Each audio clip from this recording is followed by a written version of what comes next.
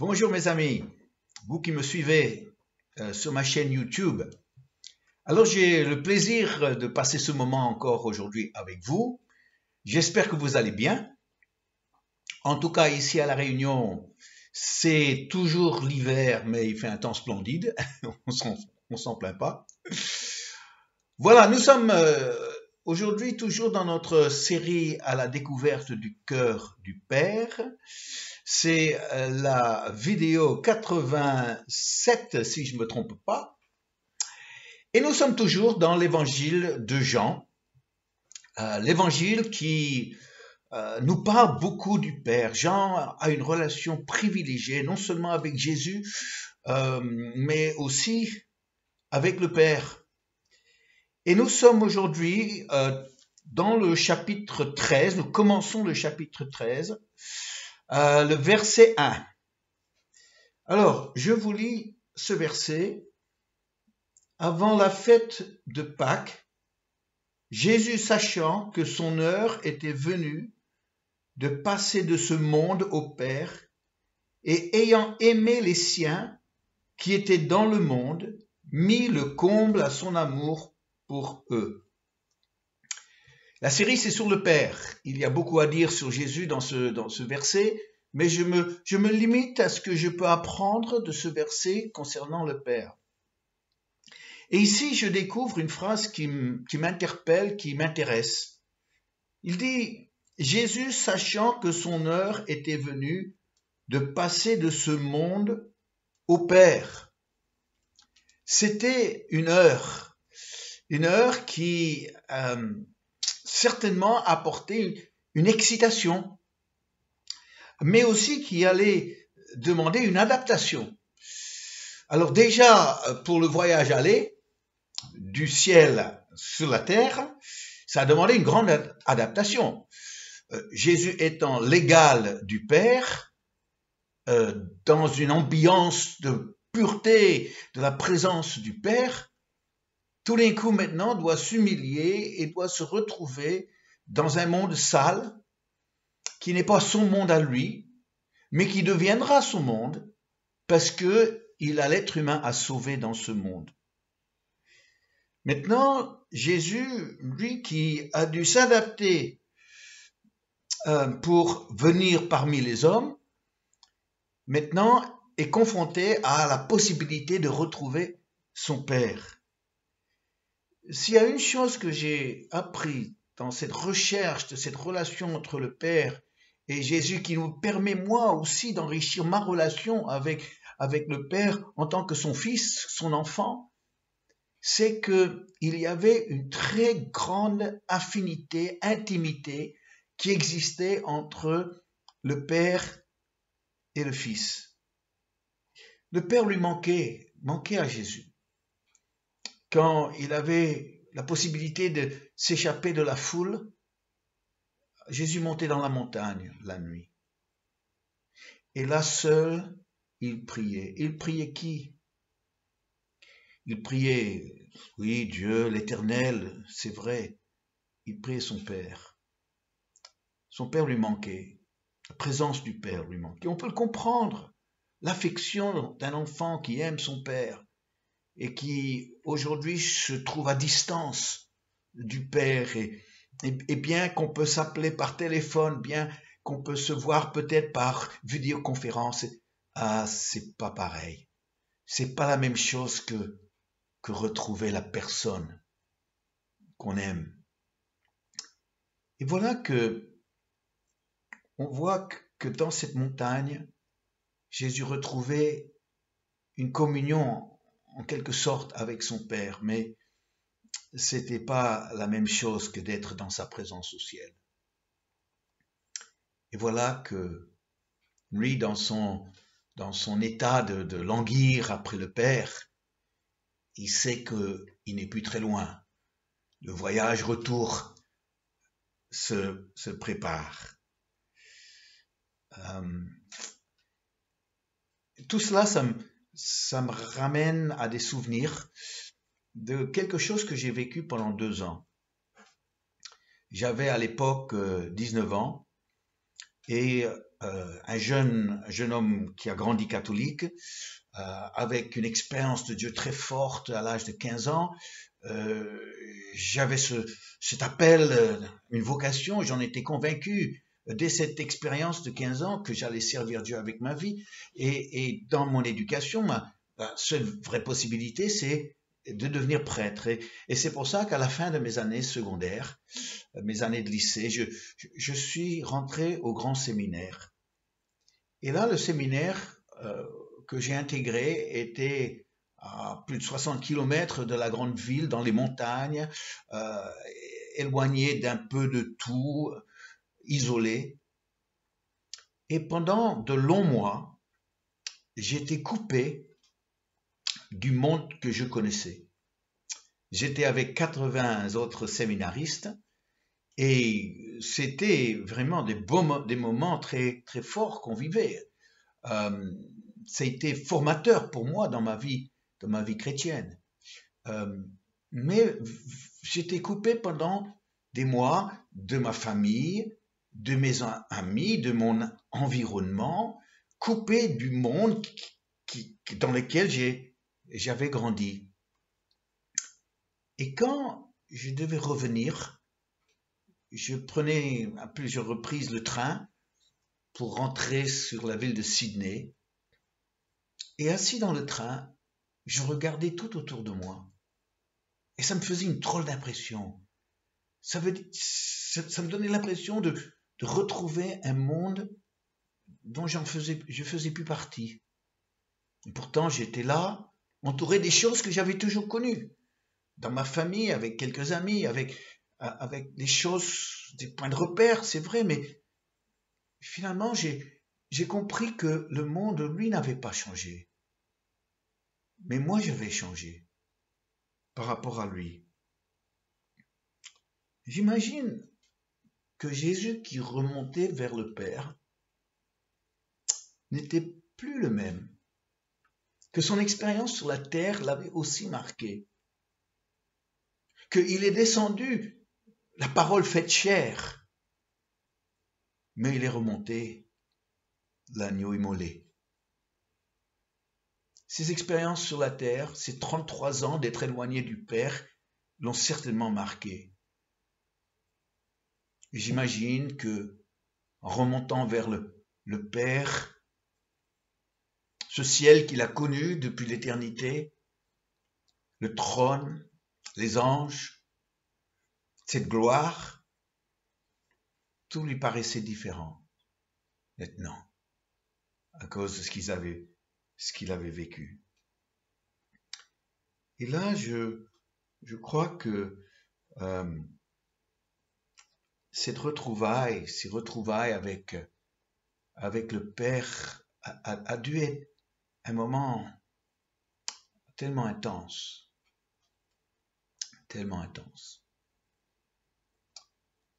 parce qu'il est revenu le Fils que le Père n'avait pas vu depuis 33 ans. 33 ans dans le monde des hommes. 33 ans, dont 30 étaient dans l'anonymat le plus total. 3 ans dans un ministère public qui était très mouvementé. Et pourtant, le Père était présent, il suivait tout cela de près. Et il y a eu des fois où l'émotion du Père pour son Fils était tellement forte qu'il a parlé du ciel, je vous en ai déjà parlé. Tous les événements de la vie de Jésus, le Père suivait en détail. Et j'imagine que, avec son cœur de Père, il était fortement touché par la souffrance, mais touché aussi par des moments de joie, de gloire, d'intimité. Et maintenant, l'heure était venue. Et Jésus le savait. Le savait que il fallait plus attendre très longtemps pour retrouver celui avec qui il était un. Celui en qui il demeurait et qui demeurait en lui. J'imagine Jésus fortement excité. Il suffit d'aller à l'aéroport et de voir l'effet de l'arrivée des passagers d'un avion qui vient de loin, portant des bien-aimés, des proches, et ceux qui sont là dans le hall d'attente, dans le hall d'arrivée, ils sont là, ils attendent que ces portes finalement s'ouvrent et qu'on voit les gens sortir et non, c'est pas lui, non, c'est pas lui, non, c'est pas lui, non, c'est pas lui. Il est où mon fils que je n'ai pas vu depuis tant d'années? Il est où? Est-ce qu'il est là? Est-ce qu'il a pris l'avion? Est-ce qu'il n'a pas été coincé quelque part? Et là, tout d'un coup, de loin, on l'aperçoit, le cœur commence à s'exciter. Et là, enfin, avec son chariot, avec ses valises, il sort. Alors, tout est oublié. La fatigue, les heures passées dans l'avion, le stress du voyage, tout ça s'est oublié. Les valises, on n'en occupe plus, on s'en s'occupe plus. Les chariots, non, c'est tout d'un coup les embrassades, les larmes, l'émotion, la joie. Et oui, nous comprenons ça. Combien de fois on l'a vu? Combien de fois on l'a vu? Et là, je peux imaginer ce que Jésus ressentait dans son cœur de finalement retrouver son Père qu'il aimait. Et la rencontre qu'il allait vivre avec lui. J'imagine ce moment quand Jésus finalement, maintenant crucifié, ressuscité, montait vers le ciel, rentrait, accompagné des anges, entouré de tout ce monde qui était là pour l'accueillir, qui l'accueillait en héros, d'avoir accompli cette mission incroyable, d'avoir renversé l'effet de la désobéissance de l'homme, pour de nouveau lui permettre de venir et de partager la gloire. Oh, quel moment précieux. Ça a dû être non seulement pour Jésus, mais pour le Père. Et c'est pour ça que pour moi, l'histoire du Fils prodigue est tellement, tellement importante. Je vois un père qui accueille le retour d'un fils, mais pas un fils prodigue dans le ciel, mais c'est un fils qui revient. Et j'imagine que ce même père qui n'a pas arrêté de l'embrasser, qui a tout de suite voulu déverser sur lui tous les honneurs, tous les privilèges, toute la gloire, tout ce qui était à lui était maintenant pour ce fils qui revenait. Si c'était aussi intense pour un fils rétrograde qui revenait, alors qu'est-ce que ça a dû être au ciel quand le Père a retrouvé son fils? Ah, chers amis, un jour, si tu es fils, si tu es fille, un jour, tu monteras aussi toi. Moi, j'anticipe ce jour-là. Oh, si c'est pas pour encore plusieurs années, ça m'arrangerait bien aussi, hein. Mais en même temps, je comprends ce que Paul dit. Pour moi, la vie c'est Christ et la mort c'est gain. Pas qu'il voulait mourir, mais il voulait retrouver son Sauveur, il voulait retrouver son Père céleste. On vit comme ça dans notre vie chrétienne. On vit languissant. Oui. Avec le Saint-Esprit, on a goûté d'un autre monde. On a goûté de cet au-delà qui nous attend. Et là, on languit de la présence du Père. Et c'est sa présence par son esprit dans nos moments de louange, d'adoration, quand nous nous retrouvons ensemble ou bien seuls dans sa chambre, qui nous prépare à ça. Pour celui qui ne vit pas ça déjà dans sa vie personnelle, eh bien, sa vie chrétienne sera vraiment Dieu aide-moi dans mes problèmes de la vie. Mais le Fils, le vrai Fils, qui vit avec son Père, va un jour retrouver son Père céleste. Ah oui, j'attends mon jour. Et quel jour intense ce sera pour moi. Et pour toi aussi, j'espère, cher ami, toi qui m'écoutes, que tu puisses aussi avoir cette relation avec le Père aujourd'hui, qui est vraiment certainement à distance, oui, c'est vrai, mais possible par son esprit. Parce que cette intimité qui aujourd'hui est possible pour nous va s'ouvrir sur cette rencontre, ces retrouvailles inimaginables.